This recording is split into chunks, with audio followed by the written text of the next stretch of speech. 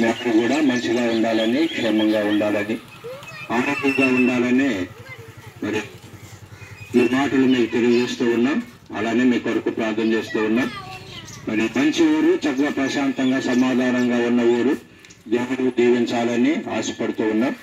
మరి చక్కగా ఇక్కడ 2 మందిరాలు కూడా ఉన్నాయని వింటూ ఉన్నాం. చాలా సంతోషం. మరి మందిరాలు ఏదో మనల్ని విడగొట్టడానికో కుల మతాలకు సంబంధించినవి కాదు. ఈ కుల మతాలు ఇవన్నీ కూడా మనం ఏర్పరచుకున్నదే. వాటి వల్ల మనకేమీ పెద్ద ఉపయోగం ఏమీ లేదు. మరి చక్కగా మీ దగ్గరలో ఉన్న మందిరాలకు వెళ్తూ యేసు ప్రభువారిని నమ్ముకోండి.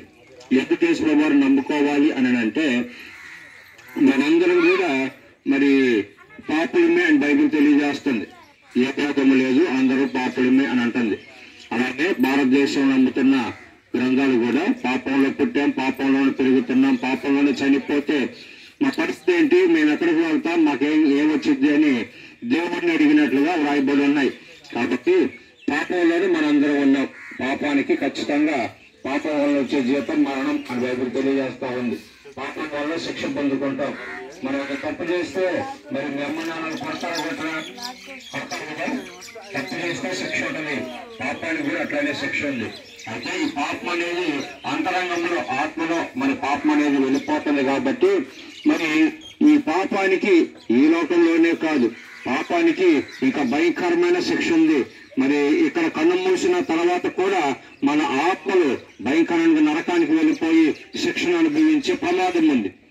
అలాంటి ఘోరమైన ప్రమాదంలో ఉన్న మనందరూ కూడా ఒక శుభవార్త ఏంటంటే, ఆ ప్రమాదం నుంచి తప్పించుకోగలుగుతాం. ఎలా తప్పించుకోగలుగుతాం అని అంటే, ప్రభువైన యేసుక్రీస్తు వారిని విశ్వాసం ఉంచాలి. ఆయన మనం నమ్మితే, ఆయన విశ్వాసం ఉంచితే ఆయన మన పాపాలని తీసేసే దేవుడు. ఆయన మన పాపాలని మరి క్షమించే దేవుడు. మన పాపం వల్ల వచ్చి ఆ శిక్ష నుంచి తప్పించే దేవుడు యేసు ప్రభువారు. ఎలా తప్పించాడు అని అంటే, ఆయన మనందరి పాపాల నిమిత్తం ఆయనే తన రక్తాన్ని చిందించాడు. మనందరి పాపాల నిమిత్తం ఆయనే మరి మరణం పొందుకున్నాడు, శిక్షను పొందుకున్నాడు. మరి ఆ పాపం నుంచి వచ్చే ఆ జీతం మరణం ఆయన మీదకు వెళ్ళింది. అయితే ఆయన మరణించిన ఆయన అలానే ఉన్నట్లయితే మరి మనకు కూడా పెద్ద ఉపయోగమే ఉండేది కాదు. కానీ మరణించిన ఆయన 3వ దినాన తిరిగి లేచాడు, పునరుద్ధానుడు. ఆయన మరణాన్ని జయించాడు, సమాధిని తెరిచాడు, 3వ దినాన తిరిగి లేచాడు. ఆదివారం ఆయన లేచిన రోజు. అందుకనే ప్రపంచమంతా కూడా ఆదివారాన యేసు వారిని గుర్తు చేసుకుంటూ చర్చిల్లో, మందిరాల్లో ఆరాధన జరుగుతూ ఉంది.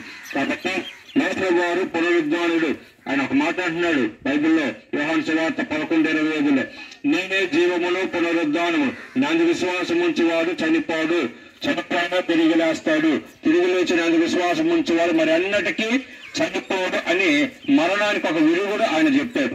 మరణం అందరికీ వచ్చింది అనుకుంటే దానికి విరుగుడు మనకి నిత్య జీవం. ఆ నిత్య జీవాన్ని ఇవ్వగలిగిన దేవుడు యేసు ప్రభువారు. ఎందుకనంటే ఆయనే జీవాధిపతి, ఆయనే మరణాన్ని జయించి తిరిగి లేచాడు, నేటికి సజీవుడు. ఈ మాటలు వింటున్న మీ అందరినీ ఆయన మీ దగ్గరే ఉండి చేస్తా ఉన్నాడు.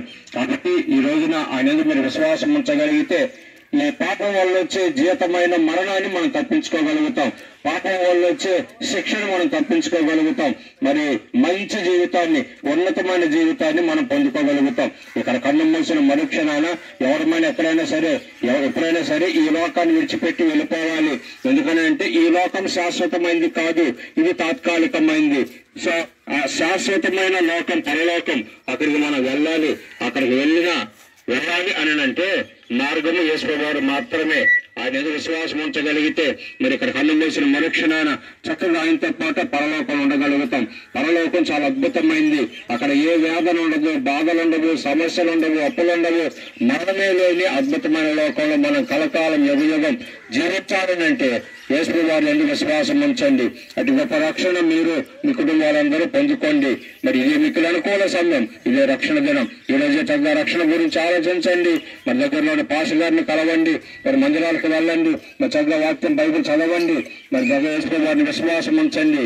ఈ లోకంలో మంచి జీవితాన్ని, రాబోయే లోకంలో ఇంకా అద్భుతమైన జీవితాన్ని మీరు పొందుకుంటారు. అతి కృప దేవుడిని అందరికీ అనుగ్రహించును గాక.